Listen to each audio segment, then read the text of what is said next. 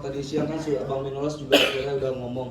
Mungkin bisa dijabarin nggak sih kok atau dijelasin kok sebenarnya tuh pemanggilan kepolisian Semaliu itu seperti apa begitu?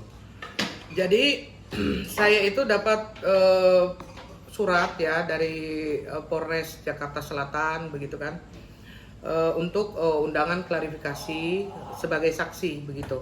Nah, jadi ya sudah, saya datang ke sana sebagai warga negara Indonesia yang baik. Saya datang ke sana untuk memenuhi itu, dan saya berterima kasih juga kepada Polres Jaksel yang dengan sangat baik menangani perkara ini gitu.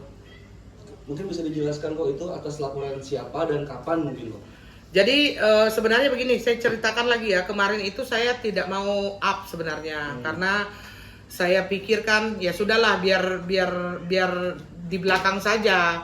Tetapi saya nggak nyangka waktu saya udah selesai itu wartawan udah banyak, jadinya terekspos, terguling-guling, tergoreng-goreng. Kokohiro itu terlapor lah, apalah gini. Makanya saya di sini pada kesempatan yang baik ini saya mau menjelaskan begitu kan, oke?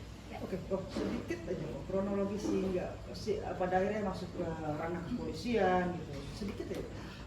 Jadi begini, saya punya live room TikTok ya, live room TikTok. Pada saat itu saya lagi live. Ini runut biar adil yang sebenar-benarnya ya. Jadi saya waktu pada saat itu saya lagi live room. Jadi saudara W datang ke live room saya gitu dengan diduga mengatakan sesuatu hal-hal yang bagi kacamata saya itu menjelekan, tapi masih diduga ya. Nah, setelah itu dia turun. Setelah dia turun, saudara L ini naik. Sebelum dia membuka mulut si saudara L ini, saya sudah bilang, "Hap, kalau kamu mengatakan sesuatu di sini, katakanlah dengan sopan dan santun." Sudah. Di situ dia mengatakan bahwa bla bla bla RO itu indikasi diduga dirugikan kan begitu. Saya masih mendengar. Terus akhirnya dia mengatakan menceritakan masa lalu dari saudara S begitu. Nah, kendati itu benar atau salah itu tidak ada menjadi urusan saya untuk mengklarifikasi begitu. Nah, kendati itu benar maupun salah. Nah, di sini saya mau menjelaskan runutnya. Ini dugaan si L ini yang dilaporkan begitu. Nah, itu runutannya, itu kronologinya dari awal gitu. Oke, untuk permasalahan kemarin sudah selesai ya, artinya sudah cukup sampai di batas Koko sebagai saksi yang diperiksa. Sudah cukup sampai di situ. Kok tapi kan pemilihan kuasa hukum juga jadi sorotan ya kok. Oke. Itu kan juga jadinya menimbulkan pro dan kontra ya ketika Koko memilih tim Bang Minola untuk menjadi kuasa hukum. Jadi Bang Minola and team adalah pengacara yang sangat luar biasa, yang sangat hebat.